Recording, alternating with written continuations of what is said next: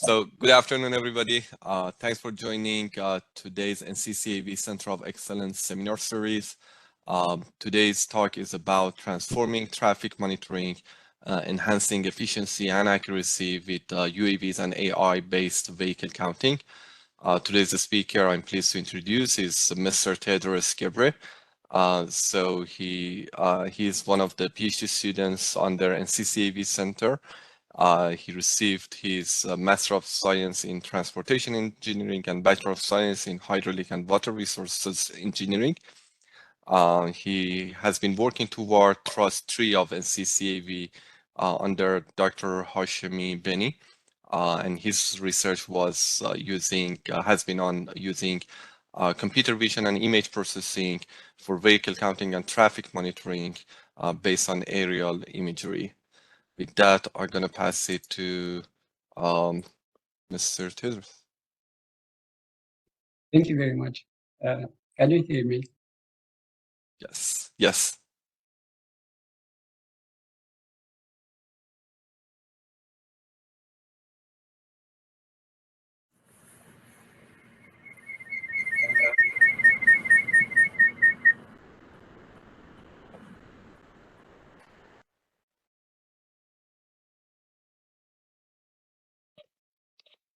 Have you been joining from two computers? Because there has been a little bit echo. Okay, Yeah, now it's good. Yeah. Okay, very good. Okay, thank you for the introduction. I'm excited to present my research on automating vehicle counting. Is my voice good right now? So I'm gonna start by sharing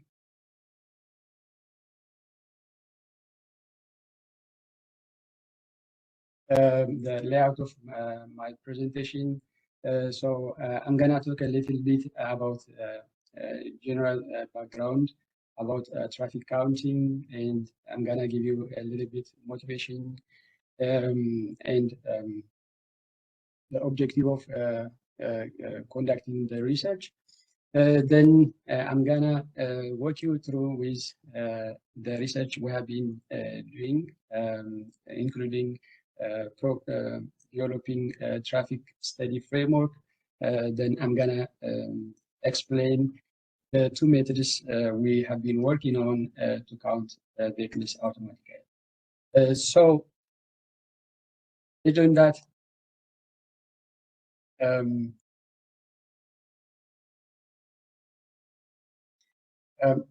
as a general introduction, as we all know, transport is at the heart of all nations' development, and we rely on transportation for our day-to-day life activity. But it has adverse effect on both in the environment and the health and safety of users. So, for example, according to World Bank reports, it claims about 1.35 million lives every year, and also it contributes about 20% of global greenhouse emission. So to minimize the effect of the adverse effect of transportation on the environment and health and safety of road users, road agencies use traffic monitoring. Traffic monitoring is nothing but it's the process of collecting data, analyzing the data on movement of vehicles. The main objective of traffic monitoring is to get insight of traffic pattern, congestion, and also factors affecting the traffic flow. So the goal of traffic monitoring is to improve traffic management and safety by providing accurate and timely information. Hence, we can enhance mobility, safety, and efficiency on the road mobility. From different type of traffic monitoring activities, what we have been working on is a traffic volume competition. We are trying to find the traffic volume automatically. So when we say traffic volume, it means that it's just the number of vehicles, but the number of vehicles will may include the movement direction and classification of different vehicles. This data is simple, but it's very powerful. For example, we can the basic parameter used for traffic stream characteristics calculation, like density, flow, occupancy, rely on traffic volume. Also, we can analyze the level of service we are getting from straight end intersections by using traffic volume used for economics, like the demand and supply analysis. We can compute whether we are getting a good profit from road infrastructure, or we are lacking some. So it can be applied in that way. Also, it can be applied for social impact and environmental impact different roads have. So finally, we can also use it as a basis for traffic safety analysis. The traffic volume is the basic parameter we need to consider while we are considering a particular traffic control to enhance safety. And after we implement some kind of traffic control, we use it to check whether that particular enforcement is efficient or not.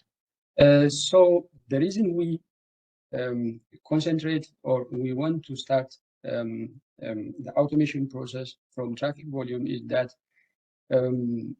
moreover, traffic volume data is computed the whole life cycle of transportation system, from planning, the inception stage, to the design and implementation, the construction stage. We traffic volume. After we construct the road, also we need traffic data to measure the performance of the road, and we also use traffic volume data to implement some kind of enforcement and traffic control. So for this reason, we started to the automation process by traffic. Conventionally, we used to collect the data using manual. As you can see in the picture, in the top right, people will stand on the roadside and they collect the data. We use pneumatic tubes also to collect traffic data. The inductive loop, CCTV camera, radar have been used more commonly. Now we want to implement UAVs. The reason is each method has their own advantage and disadvantages. Basically, if we want to see some drawbacks of the conventional method, for example, the pneumatic tube is not ideal for collecting traffic data on high volume and slow moving traffic. Also, it cannot be placed at parking lots. It has safety concern while deploying and retrieving the pneumatic tube. It gets quickly damaged and it gets degraded easily. And also it doesn't do classification. So for classification, we have to do extra work. The other commonly used is inductive loop detectors. This kind of detector, they provide classification, vehicle classification, but they disrupt traffic while they are installed, and when we want to maintain them. Also, they poses a safety concern during installation and maintenance. If we install them inappropriately, they will create a false reading. They also get damaged due to water and maintenance. The other kind of conventional data collection platform are CCTV cameras and thermal imaging cameras. These cameras, we also use them to collect data on UAV, but since these instruments are fixed on a particular post, they do not give us as good data as UAV, as the ones which are used or installed on UAVs. So they are more expensive than any of the conventional methods. Um, they need optimal location to give us a good reading, and also they are sorry. Also, they suffer due to occlusion if you don't give them enough height. So we use this kind of sensors on UAV. We can be able to get a top-down vision or bird's eye view. They are less affected by occlusion, and we can also automatically get classification from UAV traffic collection. They are low cost. That doesn't mean they cost less than any of the conventional methods, but we can use UAVs at different locations at different times. So we can use specific limited number of UAVs to cover more ground. So their versatility give them to be a low cost option. So keeping that in mind, they are more ideal for short duration data collection. Since they can be implemented for starting from 15 minutes to hours, they cannot be used for continuous data collection. Other conventional methods, most of them, they are used for continuous data collection. So they kind of complement the conventional methods. They don't replace the conventional methods. They are ideal for collecting data at complex traffic stream like interchanges and complex intersections. We can also gain some near real-time traffic condition. With this, the motivation and the objective of this study is that traffic volume study using UAV is still a hot research area.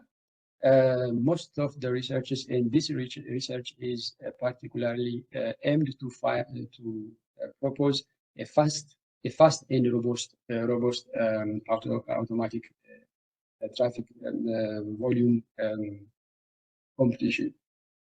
Also, the data we get from UAVs is high resolution data, and we aim to find a way to handle high resolution UAV images. With that, our first work was based on literature review. We tried to propose a framework how to compute the major traffic parameters. This framework includes all general traffic parameter competition. It has three phases. The first phase is the automatic detection and tracking algorithm application. The second phase is the first level traffic parameter extraction. The third phase is the second level output or traffic parameter extraction. The first phase has two main components. It takes the pre-processed data as an input, and first it detects the vehicles. Then it tracks vehicles. It tracks different vehicles, detected vehicles within different frames. So the specification from the pre-processed data and the tracking output and detection output is used in phase 2. For example, we can use the automatic vehicle tracking output to find the number of vehicles. But we can combine this, the updating car count or automatically read vehicle count with the length of the road to compute the density. Traffic density is the number of vehicles divided by the road segment. Also, we can use frame rate and vehicle trajectory data to compute time headway, space headway, speed of the traffic stream. Using speed and density, we can compute finally the traffic flow. So this was a first contribution. The second contribution was developing automatic vehicle counting method. Um, the first method we use object detectors based on open source libraries. We used background subtractors as object detectors.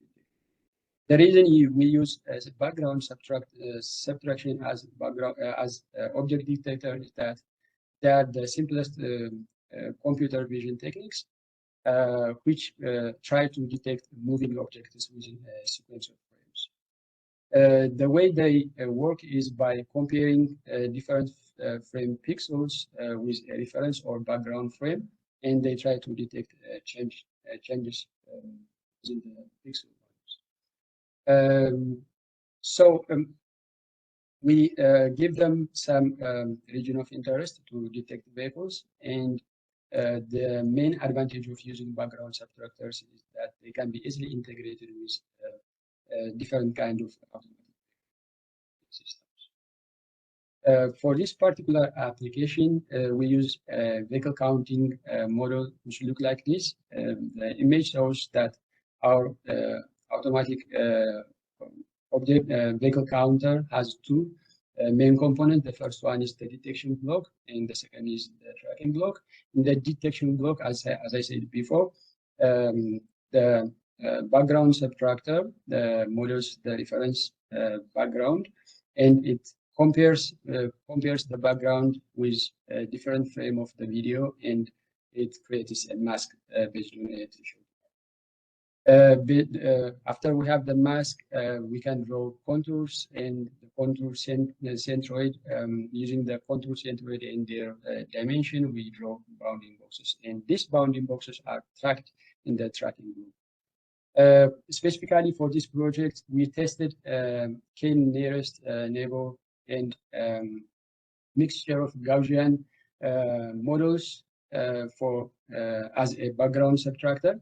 The KNN background subtractor are much faster, but the emoji or the Gaussian mixture models, they are more, they have the options, for example, to detect shadows, and also their parameter, the hyperparameters are more intuitive. For this reason, we adopt the emoji libraries as a background subtractor or vehicle detector. When we see the automatic vehicle tracking algorithms, most of the time they will involve two stages. The first stage being predicting by collecting previous detection positions. They try to predict the current state or position of objects. Then this prediction will be compared with the detected bounding boxes by making association. Most of the time for prediction, a lot of background object trackers use Kalman filter, and they for making association, most of them they use the Hungarian method. But in our project, we didn't use any of them. We come up with our own object tracker. It's a simple object tracker. It doesn't save previous position history, and it doesn't predict. So just jump to the association stage, and the association is made by comparing the previous detected bounding boxes position and the current bounding box positions. The Euclidean distance between the bounding boxes or the position of objects is used as a matrix, and we used a hard-coded distance threshold to identify whether the objects detected are the same or whether we are detecting a new object within the region of interest. The data we used for this project is collected by the NCDOT department.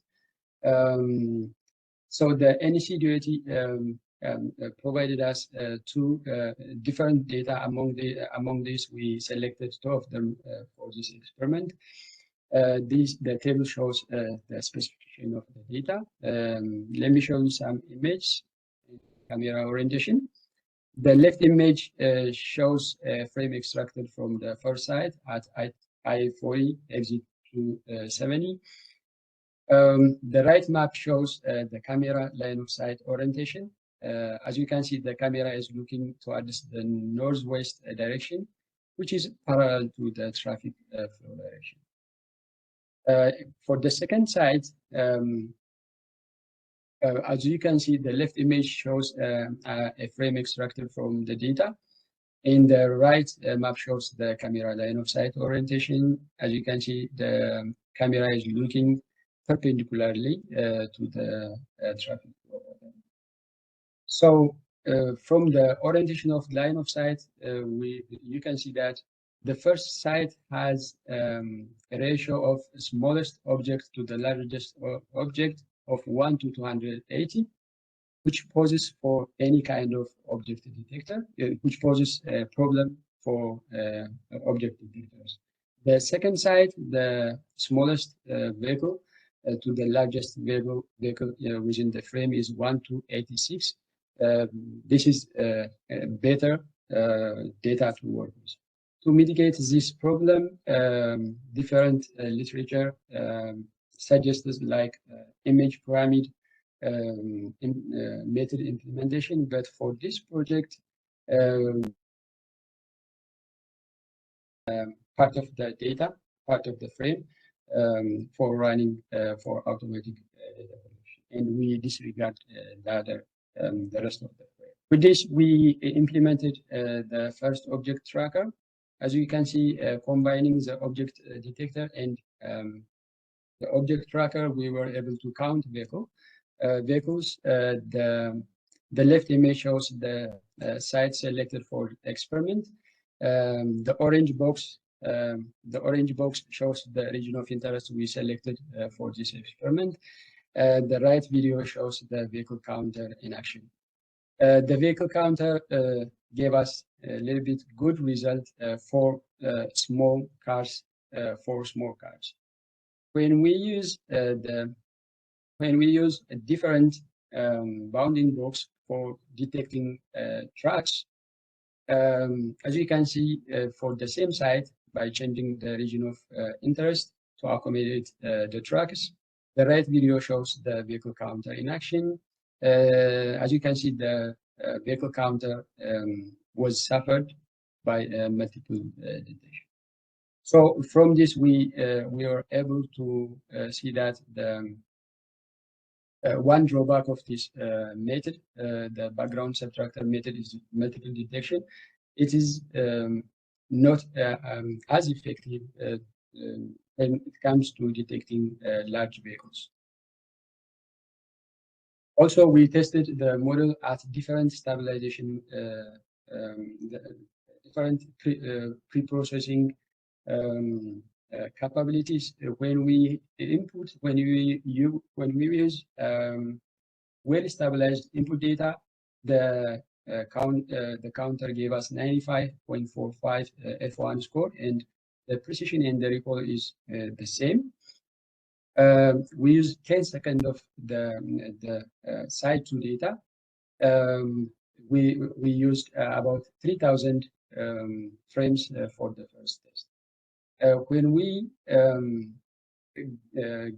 use less stabilized test input data, the background was not be able to give us as good as the previous test. And when we use unstabilized data, as you can see, the background subtractor was able to detect all images, but it highly suffered due to multiple detection. So the F1 score doesn't show that we are getting 7368 because as you can see, the precision is really low. and the recall is 100%. That means we don't have misdetection, but we have a lot of false detection. From this, we were able to learn that the object detector was highly challenged by the region of interest we selected. And that means the number of lanes, and the size of the region of interest highly affected the accuracy of the detector. Also, the camera stability due to the movement of the UAV due to wind and also water vibration. We need to stabilize it and perform highly intensive stabilization before we use the data for the automatic vehicle counter based on objective, based on background subtrackers. Also, we noticed that the object detector suffers from multiple detection. A large vehicle. The tracker, since we use a simple tracker and it's not smart, the major challenge comes from the false and multiple detection from the object tracker. They are directly reflected on its performance. The other is the hard-coded threshold. If we have different speed on our study area, the object tracker will not handle different speed because we gave it just one threshold value to make association. Also, do not remember the tracks. So when a track is lost, a new ID will be created and given to the. That means we will have a false additional vehicle using.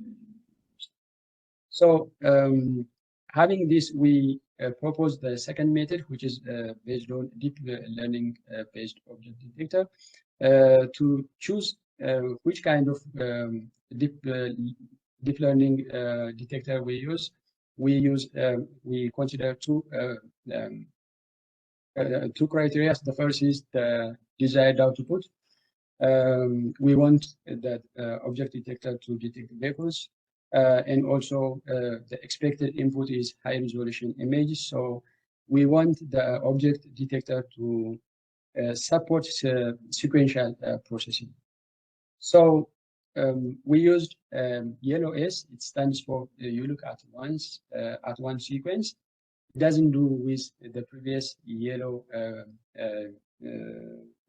object detectors. This detector is based on transformers, vision transformers. It supports the input image and also patching or sequential inputting is also intertwined with the it has about 37.6 average precision on So we trained this model using a conventional training procedure.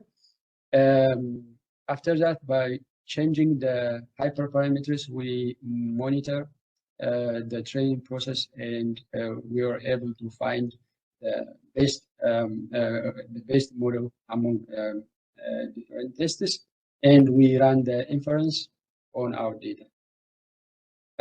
For the object tracker, we used a deep sort. The deep sort is the assumption aligned with our assumption because we want to avoid the pre-processing stage, and we want to just input the video captured by the drones without doing any pre-processing. So the assumption of deep sort is that it assumes an calibrated camera and no ego motion information. So, which is this particular model? In addition, it considers Kalman filter as a position predictor, and also to make association. Most of object trackers, they use position data, but this object tracker uses position plus the object feature. So by implementing both models, we were able to find about 83.6 F1 score. When we compare the result of this particular method with the previous method, resulted about 73.7. This is, as I said, this is not a very good result because the precision is almost half of the repo. So we need to calibrate the input data before using it for. So with this, I will conclude my presentation. UAVs provide an metrics for supplementing the conventional traffic data collection method, but they do not replace all of the conventional methods. Background subtraction based object vehicle counters, the accuracy highly depend on the effort and time spent on the quality data gathering and the intensity of processing we throw on the input image. Also, they are more suitable for fixed camera installations rather than UAV capture data. Also, we were able to learn that deep neural network detectors perform much better, but they require accurate. They require enormous data for training, and they require high computational. That's why we will only be able to find 83.6% accuracy. Our data has about 5,000 training set, so they perform better when we have much more data.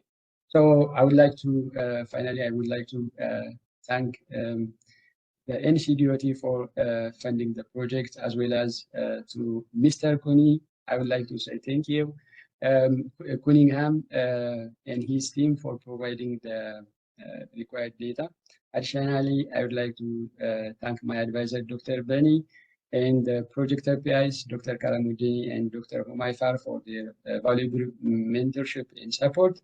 Lastly, I'm grateful to my team members in the center and also in the remote sensing lab. I appreciate everyone's time and effort. Thank you very much. Great. Thank you so much. And very nice talk. Thank you. So, yep. Any question to Tedros?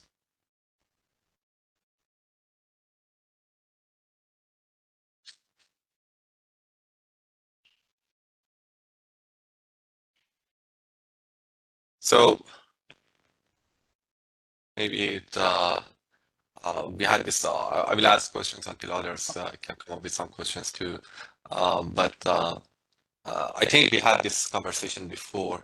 The impact of especially the small cars, detecting the challenge of detecting small cars with the detectors that you do have, and that could be because either they're far or your flight height is quite you are flying at a high altitude.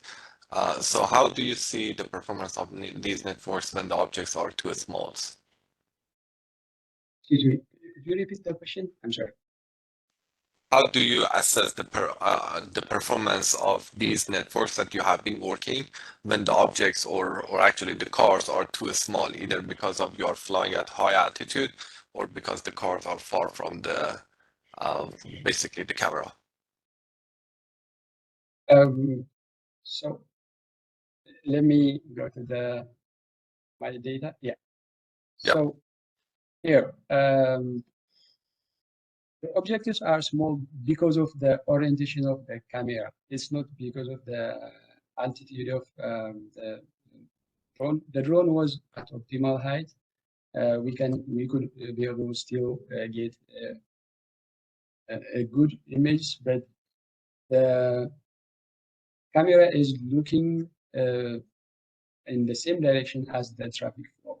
So maybe I think this is not a very good line of sight orientation. On the second side, as you can see, the camera is looking more or less perpendicular to the flow, the traffic flow direction. For traffic counting application, we don't have to look everywhere. For example, for this site, what we did is we cut the image and shorten our region of interest to detect the vehicles, because we just want to do the traffic count. So as you can see, we can count vehicles here. The object detector and the object tracker work as well. But so most of the time, if you see some literature, they use a line. When a vehicle crosses a line, they try to count the vehicle. So for vehicle counting, it's fine. We can we can use portion of the frame to detect and count. For other applications, I have seen some literature, they use image pyramid. That means when they train the deep neural network, they give the network the similar object, similar image with different size. They compress the image in different size and they train the image that this is a vehicle with large pixel. This is a vehicle with small pixels. So they train the image to learn to detect both big pixel vehicle and small pixel. This one method I have seen on the literature. Do I answer your question?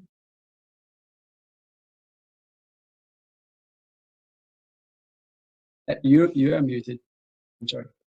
Yes, I got my answer. Thank you so much. Any other question to Tedros?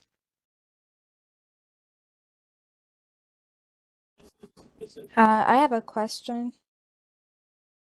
Can you hear Yes, me? go ahead. Yes, we do.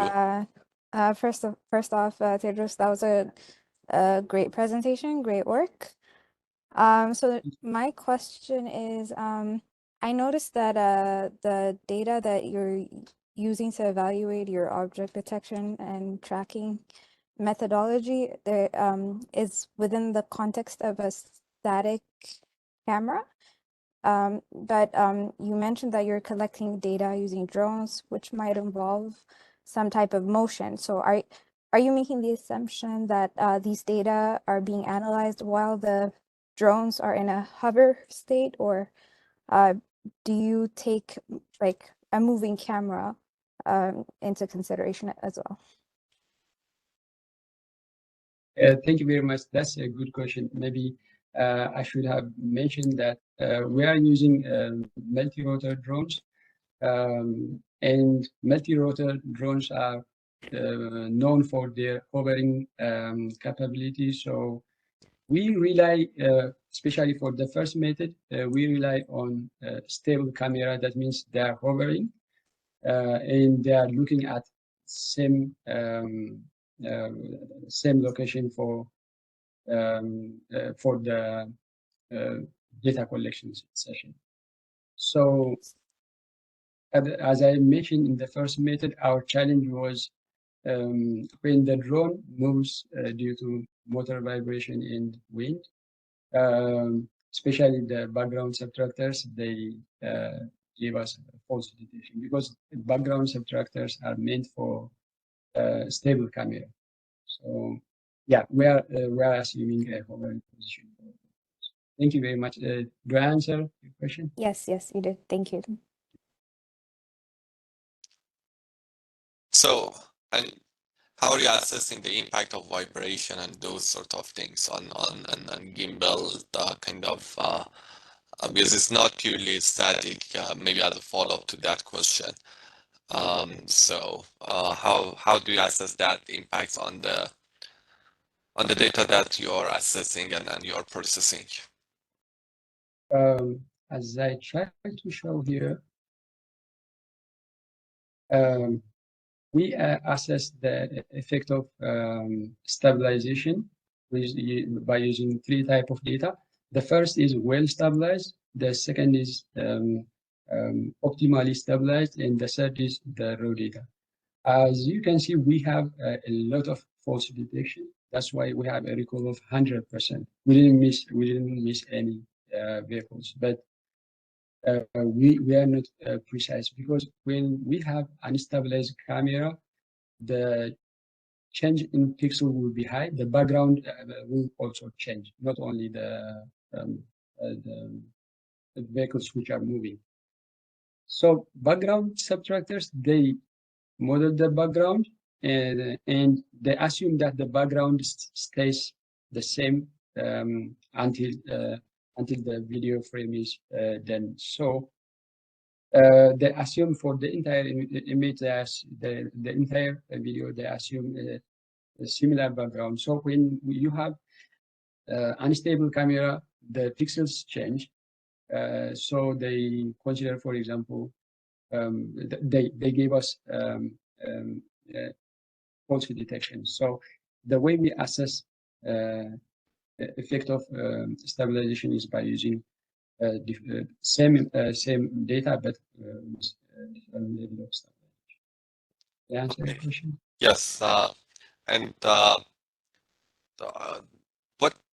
what is going to be the next steps of your research, in the sense that I do remember that when we had that this conversation initially with other colleagues and you, it was also going to consider, for example, the simulating a sort of crash, or because it's difficult to set up the UAVs right at the sort of crash scene, because you may not be there necessarily at that time. It's very difficult to create, but you can, for example, simulate a sort of crash, for example, a sort of road closure or a sort of lane closure, and then the impact and those sort of things, and then combined with some other assessments that other colleagues are doing in terms of the impact of lane closure on traffic flow and so on, and then also assess it using the UAV data that you do have.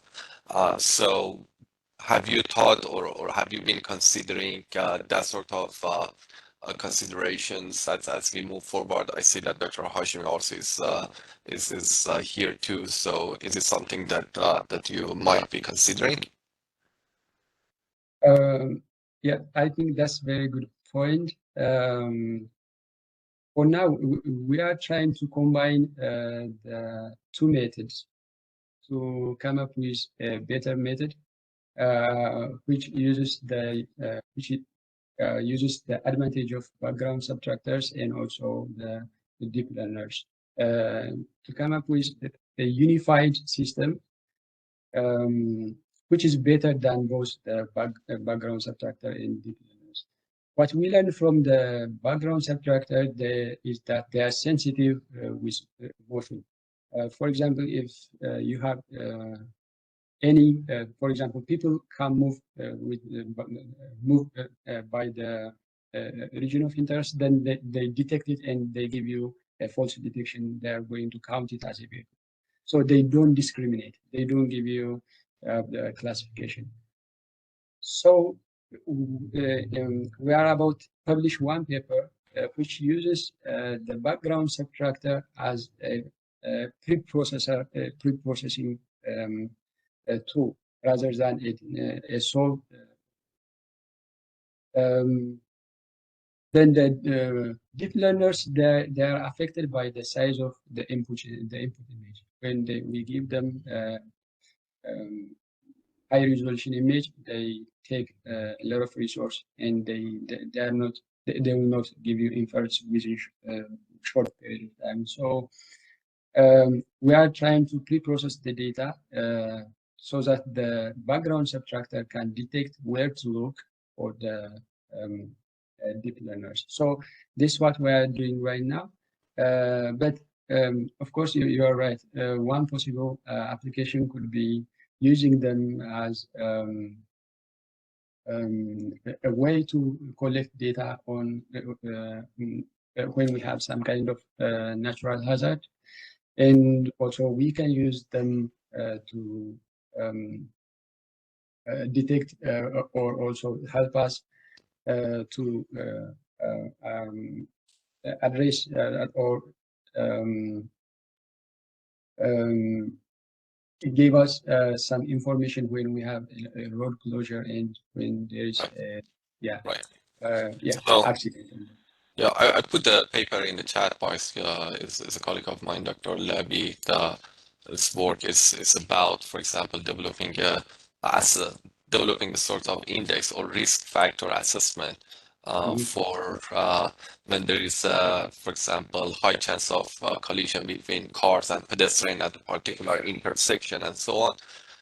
So you may also want to consider a sort of similar situation that, for example, developing a risk factor for a particular areas that you are investigating and so on. Some kind of going beyond also the, I mean, doing that analysis is great, but also going toward the next step is assessing and bringing this information to the context of decision making and sort of assessment, risk factor assessment, or those type of things would be interesting as well.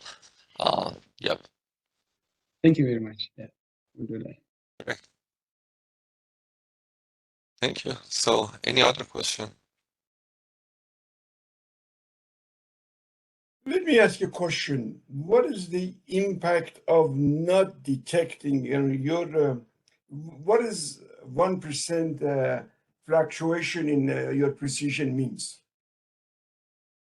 1% fluctuation means since we are computing the integrated accuracy of the model, 1%, for example, 1% precision or 1% declination from the precision means it's 1% less. That means we are missing one vehicle out of detecting one vehicle out of 100 vehicles. Maybe I can like that.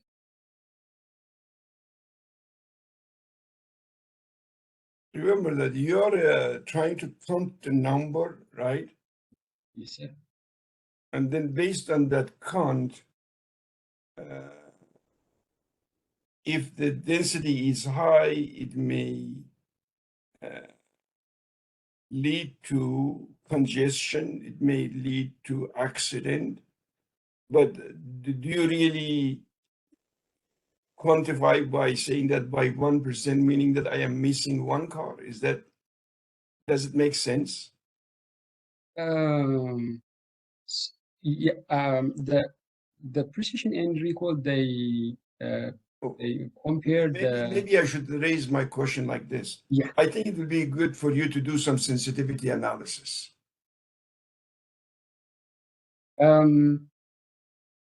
Here, let me try to answer you. The accuracy is based on the number of vehicles. That means we are comparing the output of the number or the number of vehicles, the number we get from the automatic vehicle counter and the true ground vehicle counting. So for we are comparing these two parameters. So if you miss some portion of the precision or the recall or the F1 score, you are getting some error, which is as much as the amount or the percent you are missing.